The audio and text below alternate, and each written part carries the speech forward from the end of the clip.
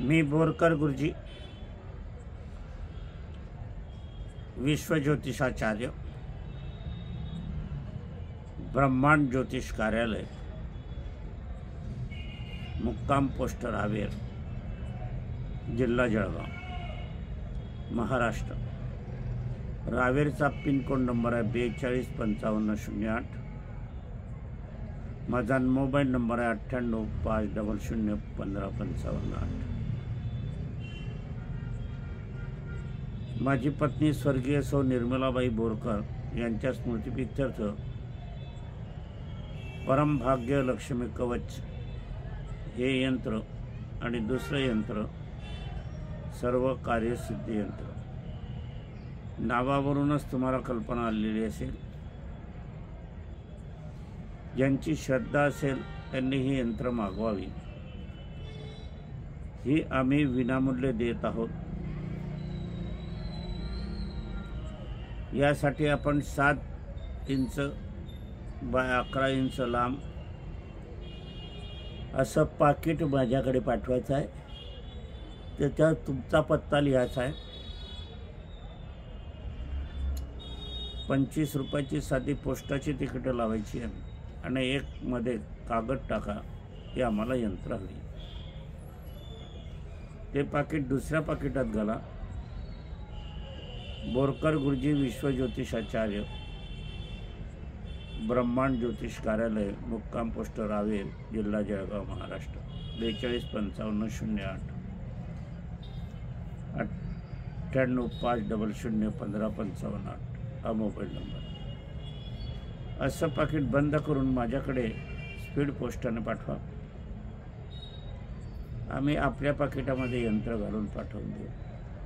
ही यंत्र मात्र कास्ट फ्रेमच करावी लागेल, अशी किंवा लॅमिनेशन लावू नका।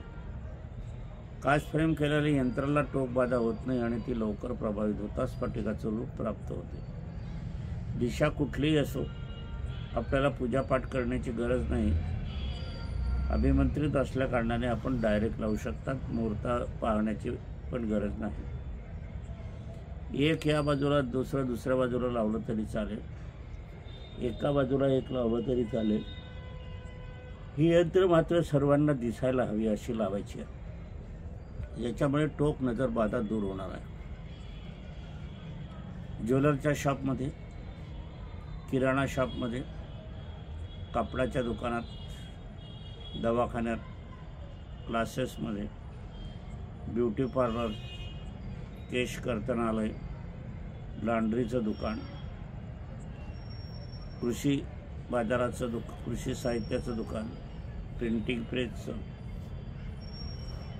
लक्झरी बुकिंग, यात्रा कंपनी, जे काही असेल, जिथे पैसा आवक होत असेल, आपलं कार्यालय अभ्यास आहे,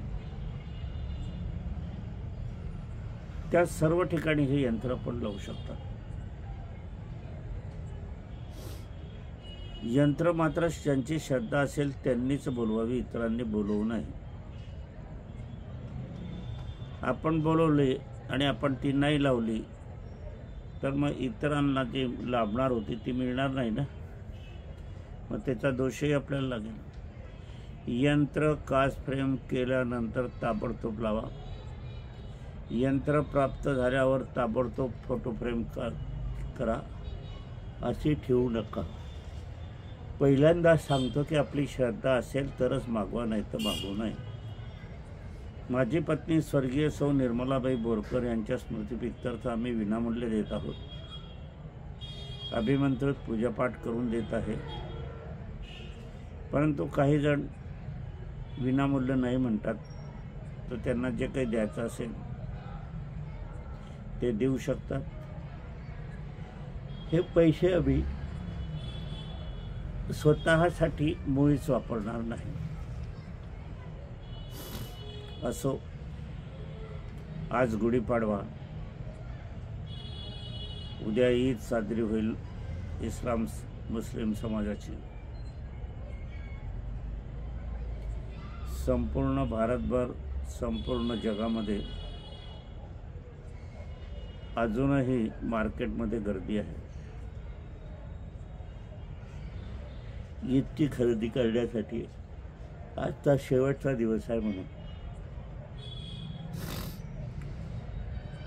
त्यांना पण ईदच्या शुभेच्छा, आपणाला पण गुढीपाडव्याच्या शुभेच्छा। आजचा विषय हा थोडा आगळा वेगळा आहे, पण ज्योतिषशास्त्रीय आहे। ज्योतिषशास्त्राच्या माध्यमातून आपण आज तुम्हाला अत्यंत महत्त्वाचं मार्गदर्शन मी आज करणार आहे। तत्पूर्वी माझी पत्नी स्वर्गीय सौ निर्मलाबाई बोरकर यांना अभिवादन करूया आणि आजच्या कार्याची सुरुवात करूया। माझं कार्यालय बंद झालेलं होतं, तितक्यात जवळच्याच गावची मंडळी आली। जवळची मंडळी आली असताना त्यांचा एकुलता एक मुलगा विवाहित झालेला, मुखाचा कॅन्सर झाला। त्याची पत्नी म्हणजे सुनबाई, तिला पण मुखाचा कॅन्सर झाला। त्याला एक बाळ होतं लहानसं, ते मात्र निरोगी होतं। त्यांच्या सांगण्यानुसार कुठलंही व्यसन नाही, कुपथ्य नाही, मांसाहार पण नाही, अंड खाणं पण नाही, वरण भात भाजी असं जेवण, हॉटेलमध्ये जेवण अजूनही घेतलेलं नाही। मग असं का व्हावं यासाठी ते माझ्याकडे आलेले होते। कुंडलीचा शोध घेतला तर त्यात कर्तव्यस्थानात दोष निघाला। कर्तव्यस्थानाचा दोष तो निघाला असताना तो दोष माता पिताच्या स्थानापासून गेला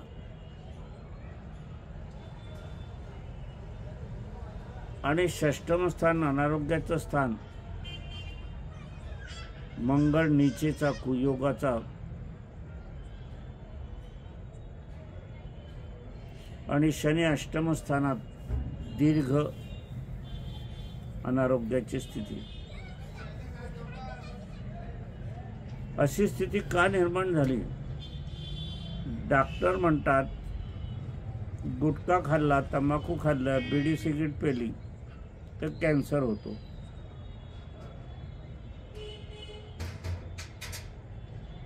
दारूचं व्यसन केलं तर लिव्हरची बिमारी होते। कुपथ्य तुम्ही केलं तर किडनीमध्ये खडे होतात। जास्त तिखट मसाल्याचे पदार्थ खाल्ले ते बवासीर होते, मूळव्याध होते। म्हणजे विज्ञान तुम्हाला कारण सांगते की याच्यामुळे हे होते। आता या ठिकाणी या बाबतीत कुठलीही गोष्ट नाही, कारण मला विश्वास त्यांच्या गोष्टीवर ठेवावा लागतो। कारण मला असं वाटत होतं की ते खरे बोलत आहेत, सत्यच बोलत होते। मग त्यांच्या मुलाला आणि त्याबरोबर त्यांच्या सुनेलाही कॅन्सर का झाला, तोही तोंडाचा। एखाद्या वेळेस आपण शंका घेतली तर पुरुषाविषयी आपल्याला शंका येते, पण स्त्री व्यसनाधीनता तर बहुतेक स्त्रियांमध्ये नाही, गुटखा तर मुळीच नाही। मग तिला पण का झाला? कॅन्सरचं निदान होऊन 8 दिवस झालेले आहे।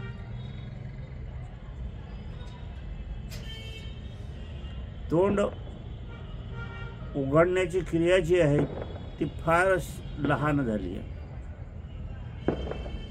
म्हणजे 2 बोट जातील एवढंच तोंड उघडलं जातं। डॉक्टरी तपासणी केली तर कॅन्सर निघालेला आहे। आणि हा कॅन्सर जो आहे तोंडाच्या घशामध्ये झालेला, तोंड लहानसं उघडणार नाही याच्या पुढे आणि मग मृत्यूजवळ असं डॉक्टरांनी बजावल्यामुळे ते माझ्याकडे आले. त्यावेळेला कर्तव्यस्थानातला दोष, जो मातृपितृचा दोष आणि मंगळ नीचेचा, कर्केचा, षष्टम स्थानात शनी, अष्टम स्थानात दीर्घ आयुष्य, दीर्घ अनारोग्य म्हटलं आता या ठिकाणी म्हणावं लागेल. रक्तादी संबंधित जो दोष असतो तो मंगळाचा असतो, तो नीचेचा असला म्हणजे कॅन्सरच. आता हा कॅन्सर व्यसन नसताना झालेला आहे हे लक्षात घ्या पहिले.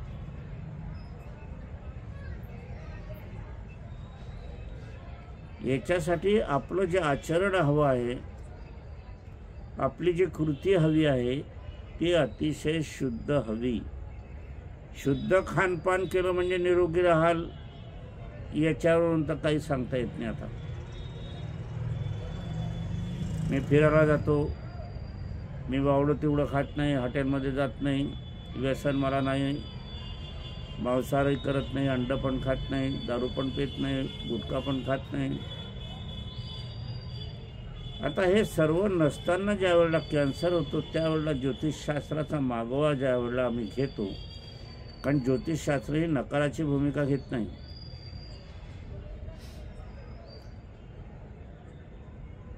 अक्षरशः जे दाम्पत्य आईवडील आले होते माझ्याकडे ते खूप चिंतित होते, काळजीत होते. परंतु त्यांच्या मनामध्ये काहीतरी बोझ होती हे मी लक्षात घेतलं.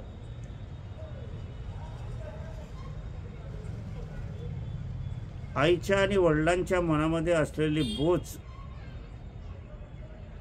म्हणजे मी माझ्या परीक्षणाच्या कडे मी बरोबर चाललो होतो. कर्तव्य दोष कोणाच्या बाबतीत, आईवडिलाच्या बाबतीत. आता हा मुखाचा कॅन्सर आहे, तोंडाचा. माझं विचार करता करता माझ्या एकदम लक्षात गेलं की हा खाद्यपदार्थाचा दोष असावा. आता आपण विचार कराल की मी अगोदर सांगितलंय की ते कुठलंही अखाद्य खात नव्हतं.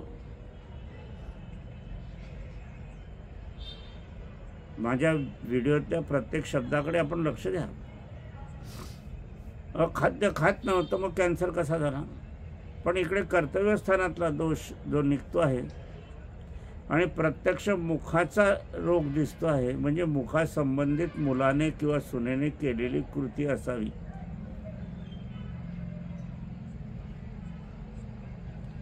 आता ह्याच्यामध्ये गुरु आलेला होता.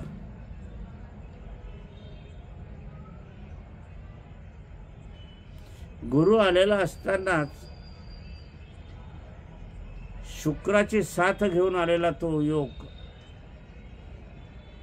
मला तिथे खटकला. मग खाद्यपदार्थामध्ये गुरुचे आणि शुक्राचे कोणते मी हे शोधण्याचा प्रयत्न केला तर ड्रायफ्रूट, काजू, किसमिस, पिस्ता, बदाम, मगज, गोडंबी, जर्दाळू, गावरानी तूप, हा धागा मला सापडल्यावर मग आता मी विचार करू लागलो तर हे पदार्थ तर आहे, या पदार्थाने तर काही होणार नाही. तुमच्याही मनामध्ये आलं असेल, पौष्टिक पदार्थ खाऊन कॅन्सर थोडीच होतो. पण ज्या वेळेला मी पुढे कुंडली सरकत सरकत जात होतो, कर्तव्यस्थान, मातृपितृदोष, खाद्यदोष, मुखाचा कॅन्सर, मंगळ नीचेचा, शनी अष्टमात, दीर्घ अवस्था, त्यावेळेला माझ्या एकदम लक्षात आलं आणि मी आईवडिलांना सांगितलं,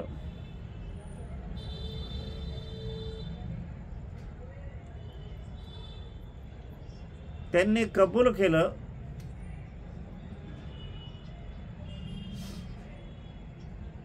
आई वडिलांचे जेवण अगोदर उरकून देत होते. मोठ्या मनानं आदरातिथ्य करून नाही, दाखवणं फक्त. यांना खाऊ घालून द्या आणि आपण मोकळे व्हा. यांनी खाल्लं, जेवण झालं की हे यांच्या बेडरूममध्ये गेले, फिरायला गेले की मग त्यांची मुलं आणि सूनबाई हे चोरून खात होते.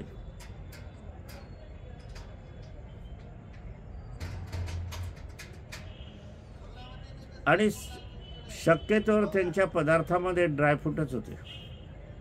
ड्रायफ्रूटचे लाडू, ड्रायफ्रूटचा हलवा,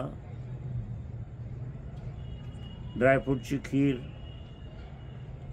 ड्रायफ्रूटचा शिरा, असे अनेक पदार्थ ते आईवडिलांचं जेवण झाल्यावर खात होते. आता इथे असा प्रश्न पडतो, मुलगा तर सख्खा असताना आईवडिलांना न खाता हा खातो कसा? भलेशी त्याची बायको म्हणत असेल, तिचं घराणं तसंच असेल, पण तू तर बघायला पाहिजे होतं.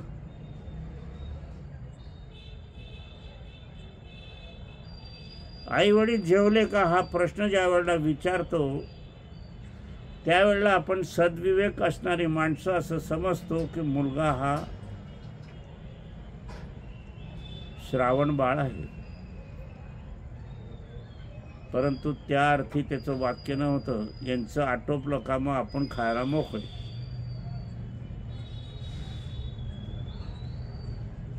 नोकरीच्या बॅगमधून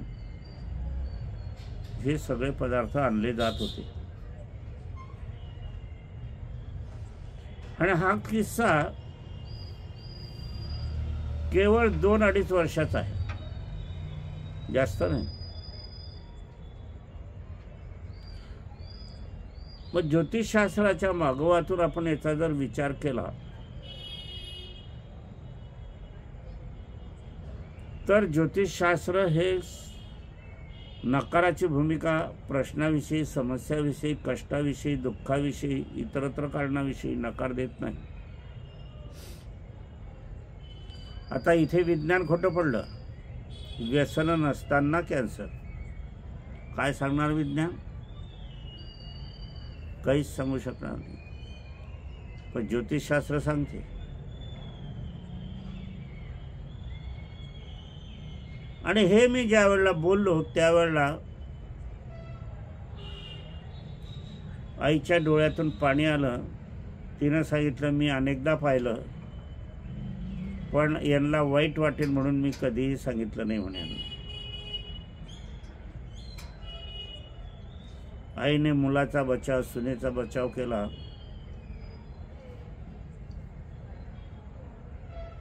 पण त्या बचावाचं फळ कर्मगतीनं दिलेलं नाही.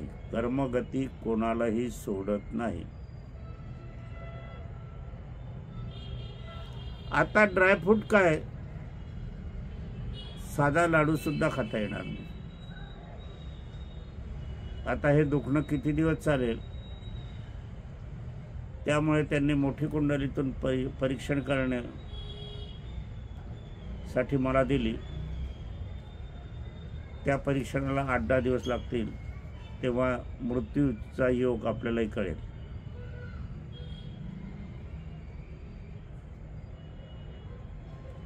अशीच एक दुसरी कथा माझ्याच मित्र परिवारातली आहे. म्हणजे मी प्रत्यक्ष त्या घटनेशी संबंधित आहे म्हटलं तरी चालेल.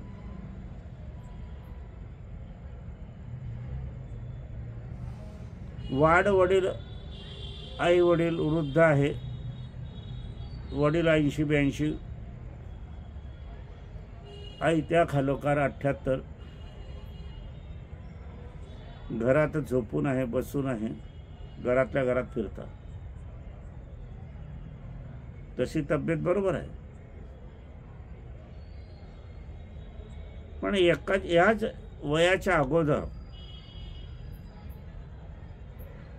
त्यांच्या ज्या इच्छा होत्या तीर्थयात्रा करण्याच्या आणि तीर्थ ठिकाणी जाऊन धार्मिक विधी करण्याच्या,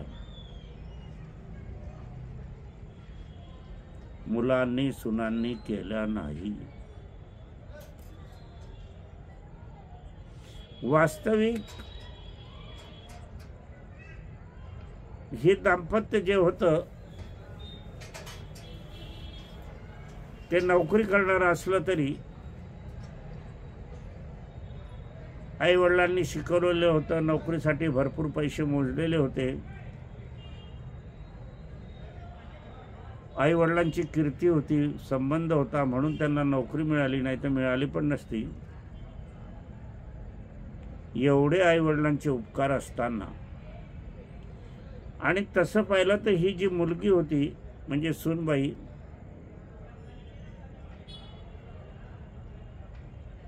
घरची परिस्थिती गरिबीची होती,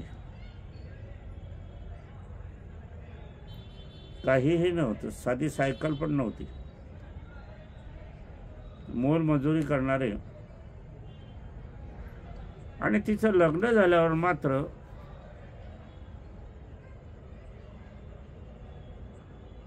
अठ्ठावीसाव्या वर्षी तिचं लग्न झालं. एवढ्या वयामध्ये तिला काहीही हौसमौस करता आली नाही, आईवडिलांकडनं ते झेपवलं नाही. इथे आल्यावर मात्र हौसमौस करायला सुरुवात केली. परंतु हौसमौस करत असताना आपण सासू सासऱ्या सोबत करावी ते केलं नाही. उलट सासू सासऱ्याची अडचण त्यांना व्हायला लागली आणि मुलगा सुद्धा पत्नीचा ऐकणारा, दबावाखाली राजकारण,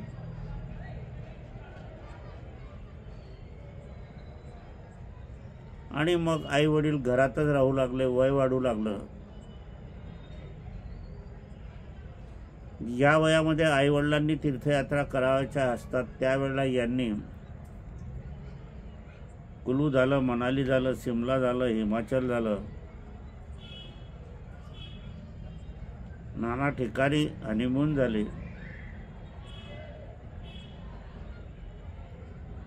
अपत्य प्राप्ती झाली नाही, ठप्प कारभार.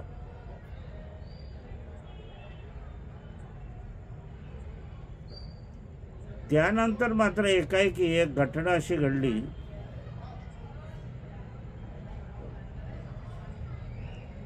की सुनेला पॅरालिसिस झाला, कमरेपासून खाली पूर्ण गेली. बहुतांशी पॅरालिसिस अर्ध्या भागात होतो, डाव्या किंवा उजव्या. डाव्या मेंदूत बिघाड झाला की उजव्या बधीर होते, उजव्या मेंदूत बिघाड झाला की डाव्याकडे बधीर होते, असं सांगण्यात येते. पण हे कमरेच्या खालची गेली ही चालूच शकत नाही आज.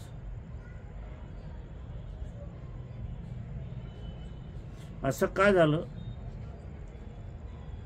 तर सासू सासऱ्यांना न नेता प्रवासाला तुम्ही प्रवास भोगला, आता तो कुठेतरी थांबला पाहिजे म्हणून कर्मगतीने पॅरालिसिस घडवला. विज्ञानाने इथे मात्र नकाराची भूमिका घेतली की आम्हाला काहीच कळत नाही, पडली नाही, काही नाही, आघात झाला नाही, कुपथ्य नाही, मेंदूचं तंत्र मात्र बंद झालं आणि पॅरालिसिस झाला. म्हणजे एखाद्या रोगामुळे, एखाद्या आघातामुळे रोग होतो असं मुळीच नाही. हे ह्या ठिकाणी लक्षात घेण्यासारखं आहे. आपण जे कर्तव्य करतो, काम करतो, उद्योग करतो, नजरेने पाहतो, बोलण्याने बोलतो, याच्यातून जे दोष निर्माण होतील त्या सर्वातून शारीरिक व्यथा निर्माण होतात असं माझं निदान आहे.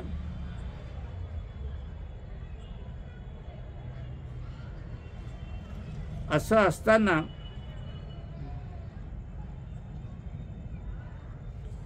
कुठेतरी हा जो वर्तुळाकार आहे हा आईवडिलांच्याच भोवती का येतो? तर आई वडील हे मुख्य आहेत, मूळ आहे. सरकतीचा मधला खांब आहे, झाडाचा जळमूळ आहे, खोड आहे, माती आहे, घडवणारा आहे, प्राण देणारा आहे, संगोपन करणारा आहे, त्याच्याशीच अवेर, त्याच्याशीच शत्रुत्व. म्हणून कर्मगती जी लिहिली जाते ती ह्या दृष्टीने लिहून मग आपल्या जीवन आयुष्यामध्ये तसं घडते.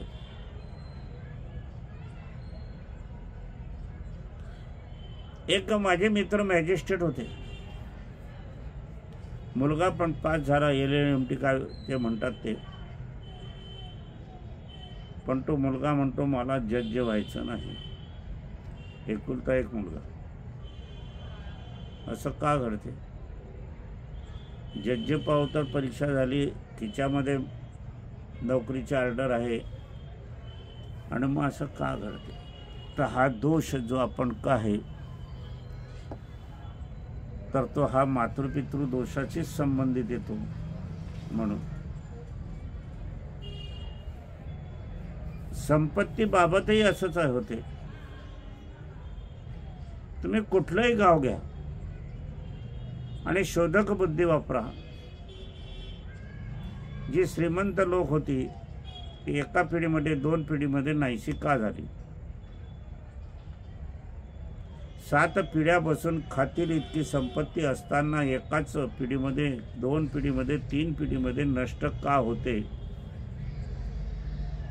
आई वडील अशी अंगठे बहादर होते. त्यांचे वडील जे होते मुलं होती ती साधारण शिकलेली होती, पण मुलं बाळ तर MCOM झालेली आहे, BCOM झालेली आहे, CA झालेली आहे, व्यवहार चतुर आहे, 2-4 बुकं जास्त शिकलेली आहे.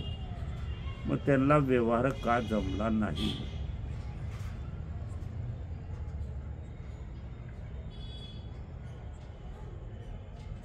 असंच एक गणिताचे शिक्षक होते.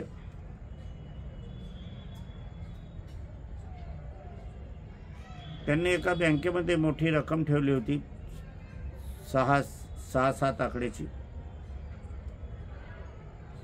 माझ्याकडे आले, सांगायला लागले की मी ही रक्कम आता दुसऱ्या ह्याच्यात टाकतोय, माझा ते सत्कार करणार आहे. मी त्यांना सांगितलं पैसा रुपया हातातही घेऊ नका, त्यांचं नावही करू नका आणि उलाढाल करू नका, कारण तुम्हाला 7.5 निघतील. हे अर्थकारणावरच आहे, तुमचं नुकसान होईल. पण त्यांनी ऐकलं नाही. गणिताचे शिक्षक असलेले व्यक्ती, त्यांनी ठेवली, सत्कार झाला.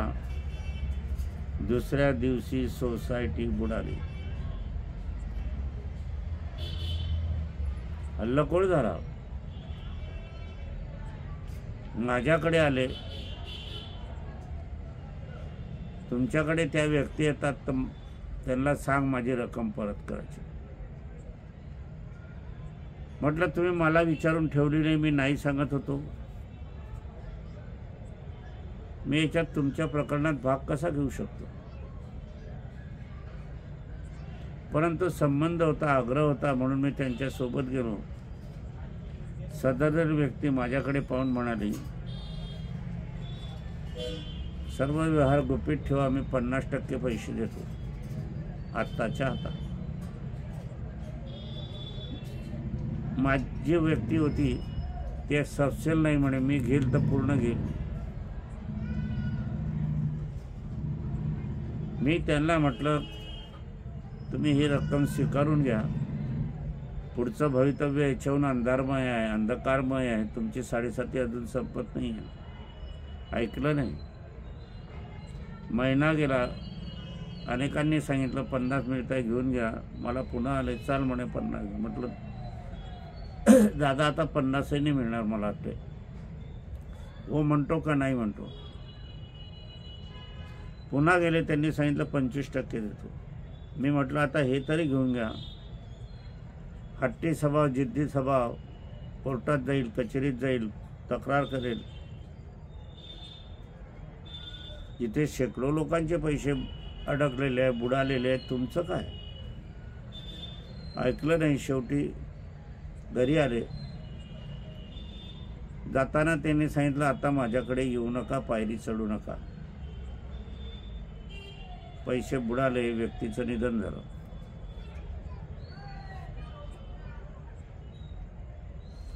आता हे असं का झालं याचा शोध घेण्याचा मी प्रयत्न ज्या वेळेला केला त्यावेळेला त्यांचा एक भाऊ होता. हे सुशिक्षित, शिकलेले, सर्व भावाच्या सह्या संपत्तीवर घेऊन घेतल्या आणि तो भाऊ मजुरीवर काम करायला लागला आणि यांच्याकडे संपत्ती आली. संपत्ती आली आणि शेवटी अशी गेली.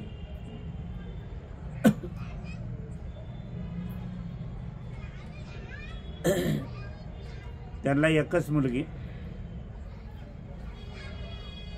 म्हणजे वारसा नाहीच, मुलीचाच वारसा. 6-7 आकड्याची संपत्ती केवळ 3 आकड्यावर आली आणि तेवढंच मुलीला देता आलं. बाकी सर्व नष्ट झालं. तर कर्मगती अशी असते.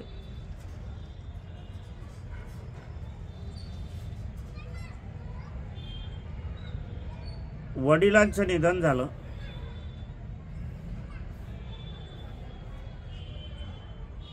आई राहिली. वडिलांचं निधन झालं, आई असहाय्य झाली. सांगत होती श्राद्ध करा, पितृगयाला जा, पण कोणीही गेलं नाही. 3 दिवसाचं आटोपलं, संपलं. 16 दिवस पण नाही.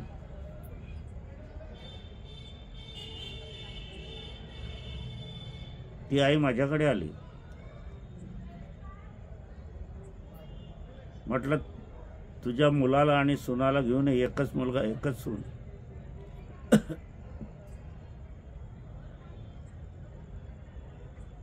माझे संबंध असल्यामुळे तो मुलगा आला, सुनबाई पण आली. त्यांना मी शांत चित्ताने सांगितले तुम्ही कुठलं काहीही करू नका, पण त्यांचे फोटो लावा, त्यांचं श्राद्ध रीतसर करा, पितृगयाला जाऊन या. तुमचं काहीही नाही. मुलीने माहेरून आणलं काही नाही आहे. सगळं तुमच्या वडिलांचं आहे.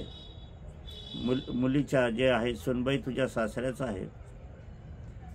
आणि अशा त्या संपन्न, सुखसंपन्न घरामध्ये तुम्ही राहत आहात. जमीन जुमला आहे.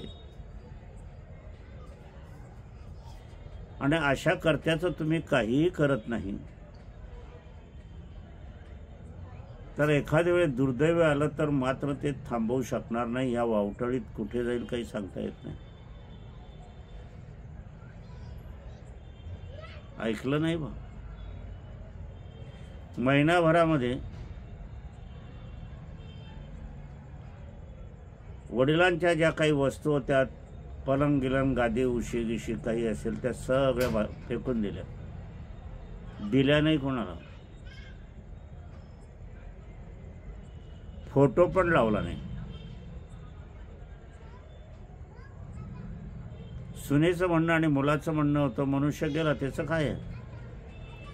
वडील गेले असं शब्द सुद्धा मुलाच्या तोंडून, सासरे गेले असा शब्द सुद्धा सुनेच्या तोंडून निघाला नाही.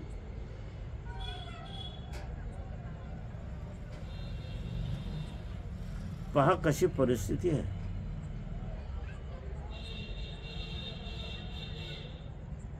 आणि मग यांनी ते कमोडिटी मार्केट काय म्हणतात सोन्याचं, त्याच्यामध्ये पैसे गुंतवायला सुरुवात केली आणि बुडाले पूर्ण.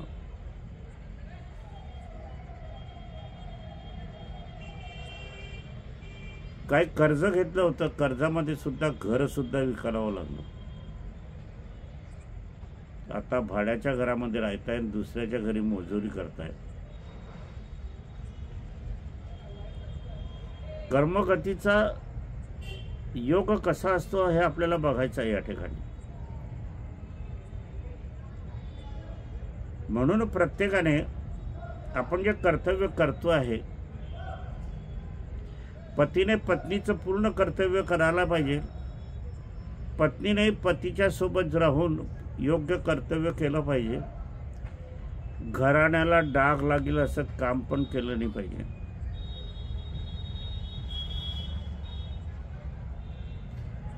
एक आता असं झालं, मला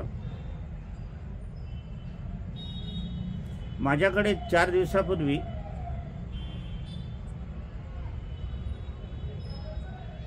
माझं जाणं येणं असते जळगावला अधूनमधून. त्या व्यक्ती माझ्याकडे आल्या, तरुण आणि तरुणी.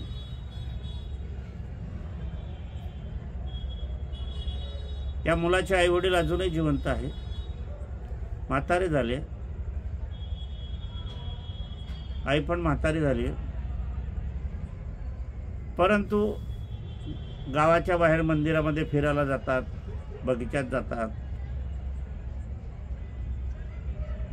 उसाचा रस वगैरे घेतात, आईस्क्रीम खातात.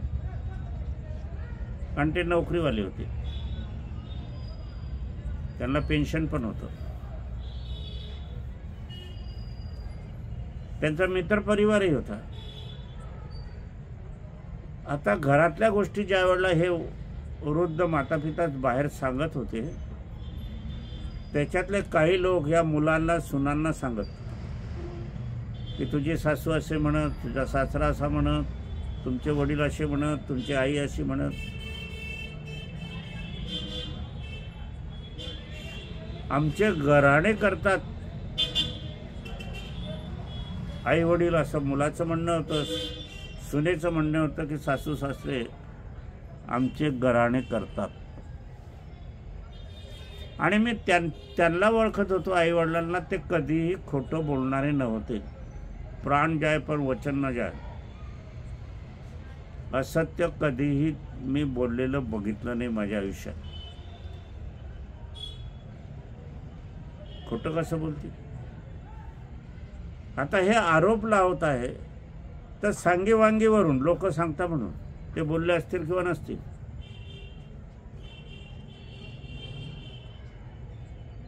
पण यांनी तर्क लावला की घरातल्या गोष्टी बाहेर सांगतात. ते सांगत होते, त्याबद्दल नाही. चर्चा करताना एकमेकाच्या घरातल्या गोष्टी मित्रपरिवार सांगतातच. त्यांना मी सांगितलं, घराणे म्हणजे काय. चुकीच्या गोष्टी सांगितल्या, वाईट गोष्टी सांगणे, तिखट मीठ लावून सांगणे, तुम्हाला दोष लागेल अशा गोष्टी सांगणे,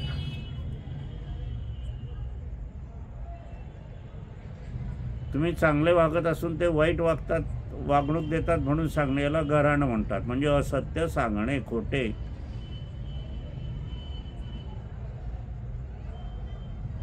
ज्यावेळेला मी तपास केला आणि हे पाहिलं, त्यावेळेला मग ते आईवडीलही आले, सुनही आले, मुलगाही आला. सुनेला सांगितलं, मुलाला सांगितलं, यांनी ज्या गोष्टी सांगितल्या त्या सत्य सांगितलेल्या, खोट्या नाही. मग त्या घराणे कशी होतील. घराणे याचा अर्थ काय, खोट्या गोष्टी सांगणे. त्यांनी सत्य गोष्टी सांगितल्या आहेत, त्याचा घराणे कसा म्हणाल तुम्ही. भलेशा इतरांनी तुम्हाला सांगितलं असेल, पण त्या सत्य आहे हे तुम्हालाही माहीत आहे. तुम्हाला सासू सासऱ्यांना, आईवडिलांना दोष देताच येणार नाही, कारण ते सत्य बोललेले आहे, खोटं नाही सांगितलेलं आहे. तुम्ही तुमच्यात सुधारणा केली पाहिजे. आईवडिलांना काय सांगताय. आईवडिलांच्या चुका काढण्याचा तुम्हाला अधिकार नाही असल्या तरी शिक्षकाच्या चुका काढता येत नाही, कोर्टाच्या चुका काढता येत नाही, सरकारच्या चुका काढता येत नाही, तुम्ही कंपनीत काम केलं तर वरिष्ठ अधिकाऱ्याच्या चुका तुम्हाला काढता येत नाही, बोलताही येत नाही, पण करता येत नाही. इथे त्यांनी सत्य सांगितलेलं, काहीतरी असते, टोचते, बोचते, तुम्ही करतात तसं म्हणून वागता म्हणून त्यांच्याशी तुम्ही चांगले वागा ना, मग तुमचं कौतुक पण करतील ते. ती तशी मग आई वडील आहे. आणि आसपाव तर कौतुक केलंही असेल. असो, तर कर्मगतीचा खेळ हा असा असतो. ज्योतिषशास्त्राच्या माध्यमातून मी कार्य करीत असताना अनेक गोष्टी, कथा आम्हाला माहीत पडतात. तेवढंच सांगण्याचा माझा प्रयत्न आज आहे. म्हणून प्रत्येकाला मला सांगायचं वाटते, व्यवहार करताना सचोटीनेच केला पाहिजे, परंतु आई वडिलांशी वागताना मात्र सचोटीने, सत्यतेनेच वागायला पाहिजे. इथे चुकला तर ह्या चुकीला माफी नाही.